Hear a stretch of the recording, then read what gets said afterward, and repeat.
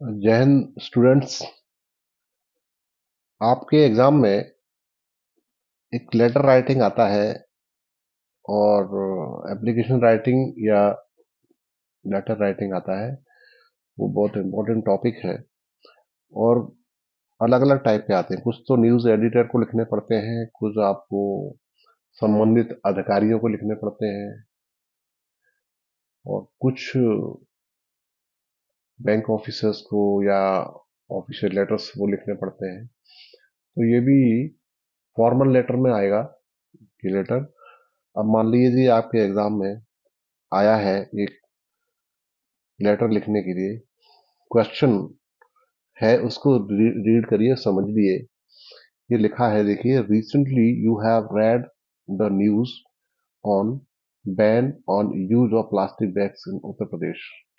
अभी आपने न्यूज में पढ़ा है, रिसेंटली मतलब अभी, ज, जल्दी में, ताजे में, अभी हाल फिलहाल में आपने न्यूज़पेपर में पढ़ा है। उसमें हेडिंग है, ban on the use of plastic bags in Uttar Pradesh. Ban मतलब रोक लगा दी गई है, प्लास्टिक बैग के इस्तेमाल पर उत्तर प्रदेश में रोक लगा दी गई है, बैन हो गया है। सब कुछ ये न्यूज़पेपर में आपने पढ़ा है। अब आपको क्या करना है, write a letter to the editor of Hindustan Times to publish your views. अब आपको हिंदुस्तान टाइम्स जो न्यूज़पेपर है, उसके एडिटर जो संपादक होता है, उसको एक लेटर लिखना है जिसमें अपना व्यूज लिखने, अपने विचार छपवाने हैं। जो आपके मन में जो आ रहा है, बात आ रही है, वो आपको छपवानी है। ठीक है। और आगे ये भी लिखा हुआ है, imagine that you are Kavita from Mathura. और आपको अपना नाम क्या लिखना है, कविता। अगर एग्जाम में आया है कविता या राहुल, जो भी नाम आता है, फिर वही नाम आपको यहाँ पर लिखना पड़ता है, और सेतफुली के नीचे। ठीक है ना। तो ये ध्यान देना है, अगर नाम पूछा है तो ठीक है, नाम लिख दीजिए। अगर नहीं पूछा है तो यहाँ ABC या XYZ कुछ भी लिख के छोड़ सकते हैं। अब जो फॉर्मेट लेटर का लिखने का होता है, मैंने अनेकों बार आपको बता दिया है, जो बहुत इंपॉर्टेंट है, आपने सीखा भी होगा कि सबसे पहले ऊपर साइड में लेफ्ट हैंड साइड पर आप जाएंगे। तो लेफ्ट हैंड साइड पे जब एक, तो यहाँ आप आंसर लिख देंगे। आंसर लिखने के बाद अपना एड्रेस, जो सेंडर्स एड्रेस होता है, मतलब भेजने वाले का एड्रेस, भेजने वाले का पता। तो मान लीजिए ये एड्रेस है 19 आनंद विहार, मानसरोवर, मथुरा। 19 ये मकान नंबर हो सकता है, आनंद विहार उसका जो,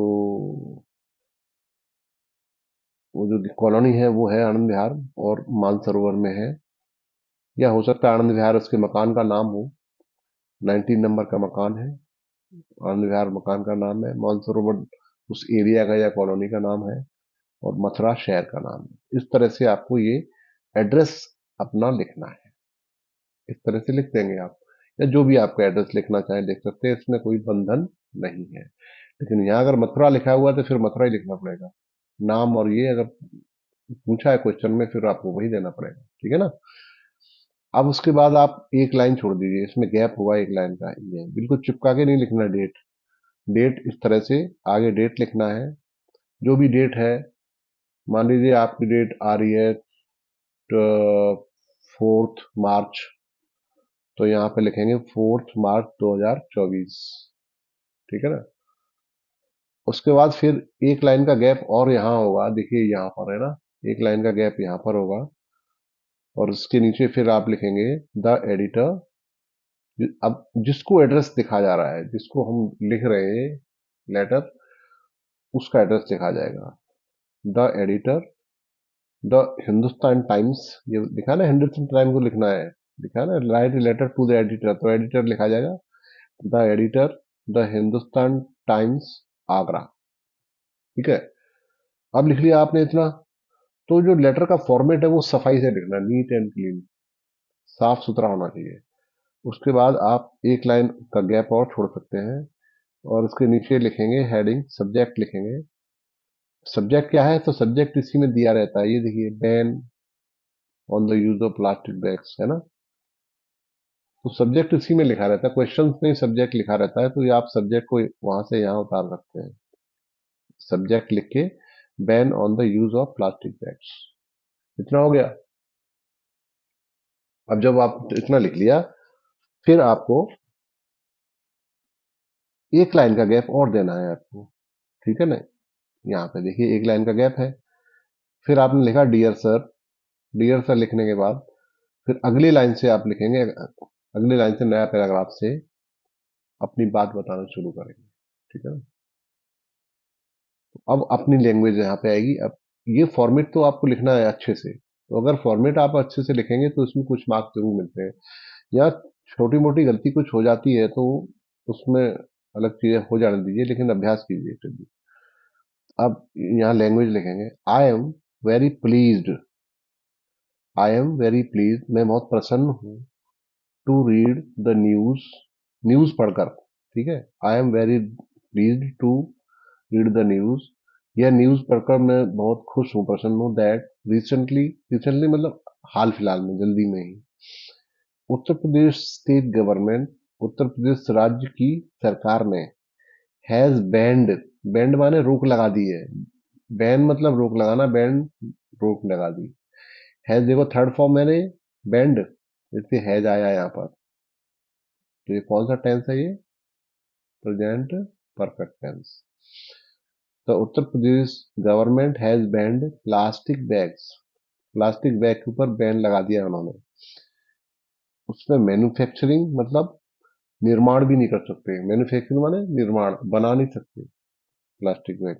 स्टोरिंग, स्टोरिंग पे भी बैन है, बनाने पे रोक है, स्टोर करने पे, स्टॉक करने पे रोक है।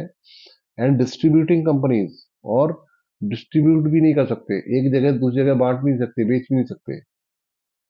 तो बनाने पे, स्टोर करने पे और बेचने पे सब पे रोक लगा दी है उत्तर प्रदेश सरकार ने, ठीक है। ये आपने अपनी लैंग्वेज में लिखा। along with it, along with it मतलब इसके साथ साथ, along with it मतलब इसके साथ। whoever, whoever मतलब जो कोई भी, is indulging इन द, जो कोई भी इन्वॉल्व होता है इसमें, संलिप्त होता है, इंडल्जिंग माने संलिप्त होता है इसमें। फिर भी अगर कोई इसमें ऐसा है जो संलिप्त हो रहा है या पाया जाता है, इस काम कर रहा है, इन द प्रोडक्शन, या तो वो उत्पादन कर रहा है, उत्पादन कर रहा है, प्रोडक्शन इसका बैग का, पॉलिथीन बैग का, या तो उत्पादन कर रहा है। And use of polythene bag, या कोई यूज कर रहा है उसको, बैग को, विल बी पेनलाइज्ड, उसको फाइन लगेगा। पेनलाइज मतलब फाइन लगेगा, जुर्माना होगा। फॉर ₹30,000, 30,000 का जुर्माना होगा अगर कोई प्लास्टिक का बैग को बनाता हुआ पाया जाता है, या बेचता हुआ, या यूज करता हुआ पाया जाता है, उस व्यक्ति पर ₹30,000 का जुर्माना होगा। एंड और उसके साथ 6 months इम्प्रिजनमेंट, और उसको 6 महीने का कारावास होगा, जेल होगी, उसको 6 महीने का कारावास होगा। It will be very helpful, ये बहुत हेल्पफुल रहेगा। इन कीपिंग एनवायरनमेंट क्लीन, ये जो सरकार का कदम है, इससे हमारा वातावरण बहुत स्वच्छ होगा। अब कोई पॉलिथीन बैग बनाएगा नहीं, बेचेगा नहीं, या रखेगा नहीं। तो उससे वातावरण को बहुत शुद्धता मिलेगी। The biggest problem, the biggest माने सबसे बड़ी, प्रॉब्लम में समस्या, with the plastic bag, plastic bag की सबसे बड़ी समस्या क्या है, which are used for packing of milk. Plastic जो बैग है वो मिल्क के, दूध के पैक में यूज होते हैं, दूध को पैक करने के लिए। मिल्क जो है बैग्स में आता है, बैग आते हैं प्लास्टिक के बैग, उसमें मिल्क भर देते हैं ना। ऑयल, ऑयल की पैकिंग आती है, सॉल्ट, नमक एक्स्ट्रा, ये सब आते हैं आजकल। हर पैकिंग प्लास्टिक में ही आ रही है।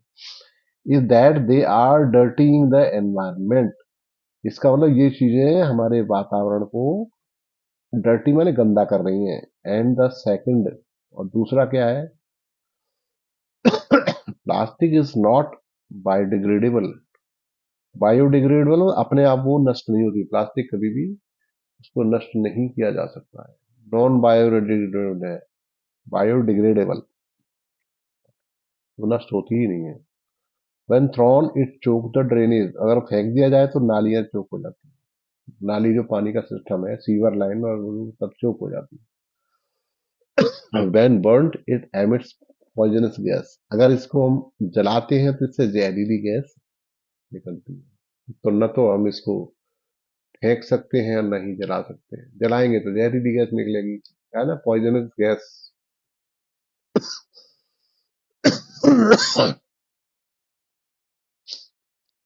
दस मतलब इस प्रकार, the ban on plastic will be helpful in protecting our environment in many ways। इस प्रकार प्लास्टिक का जो बैन लगाया गया है, रोक लगाया गया है, ये बहुत हेल्पफुल होगा इन प्रोटेक्टिंग, मतलब रक्षा करने में, अवर एनवायरनमेंट, हमारा वातावरण को रक्षा करने में बहुत ढंग से सफल होगा। I think that it should be band through out the country, और मैं सोचता हूं कि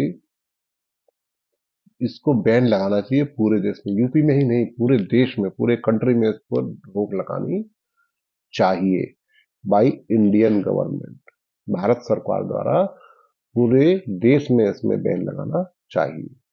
इतना लिख लिया। आपने देखा होगा जो फर्स्ट पैराग्राफ था आपने यहां तक किया, उसके बाद जो अगला पैराग्राफ लिखेंगे उसके बीच में भी एक लाइन का गैप होता है, इससे मालूम पड़ेगा आपने दूसरा पैराग्राफ भी लिखा हुआ है।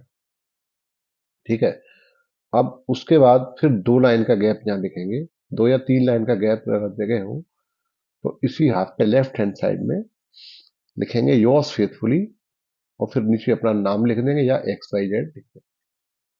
तो इस तरीके से आपको ये लेटर लिखना सीखना है। इसको जितना लिखने का आप अभ्यास करोगे, प्रैक्टिस करोगे, उतना ही आपके लिए अच्छा है। बार बार प्रैक्टिस करो, आप लेटर लिखना सीखोगे।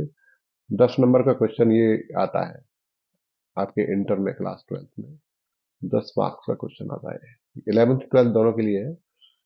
तो ये बहुत इंपॉर्टेंट क्वेश्चन है, ऐसे इसी टाइप के क्वेश्चन एग्जाम में आते हैं अक्सर, जिनको आपको लिखना आना चाहिए।